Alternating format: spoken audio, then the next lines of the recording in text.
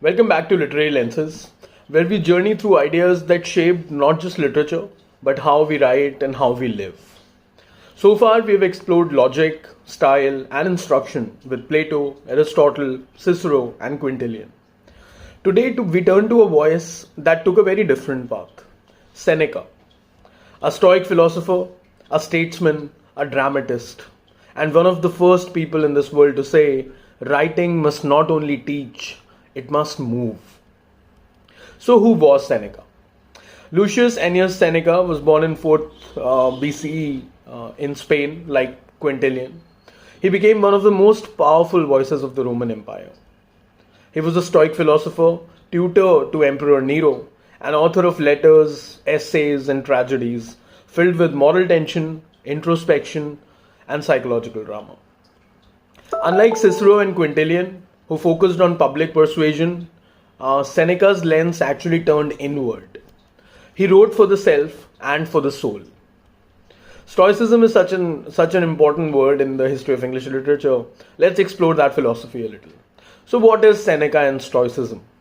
Stoicism taught that life is full of pain, loss, and chaos. That's just not going to change. But we must respond to that with virtue, discipline, and calm.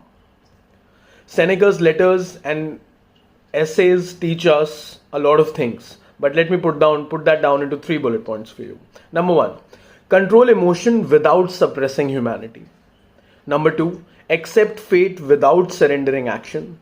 Number 3, write clearly because life is already messy enough. But here's the twist. Seneca also wrote tragedies full of violence, madness, and raw emotion. Why? Because he believed literature is the mirror of the soul, and even the most disciplined Stoic must confront darkness. What can writers today learn from Seneca then? Seneca's work is a blueprint for emotional precision in writing. Here's what we can take away from him. Number 1, emotion must serve insight. Don't write to rant, write to reveal. Language must be honest. Even when raw, writing must be pursuing truth. Number 3, structure matters. Of course it does. Seneca's short, sharp sentences hit really hard because they reflect that Stoic clarity that we've been talking about. Number 4, tension drives impact. The best writing holds emotion and control in a very dynamic balance.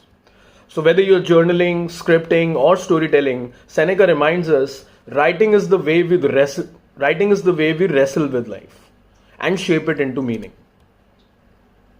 Remember this one from Seneca: writing is the way we wrestle with life and shape it into meaning. So what about Seneca's style then? Seneca's style was very compact and forceful. It was philosophical yet vivid. It was full of antithesis, paradox, and metaphors. Think punchy insights, not long arguments. He influenced writers from Montaigne to Emerson, and even modern self-help authors follow Seneca a lot. In a world of noise, Seneca's language was distilled clarity. So what's the legacy of such a great man? Seneca died by imperial command. He was forced to commit suicide.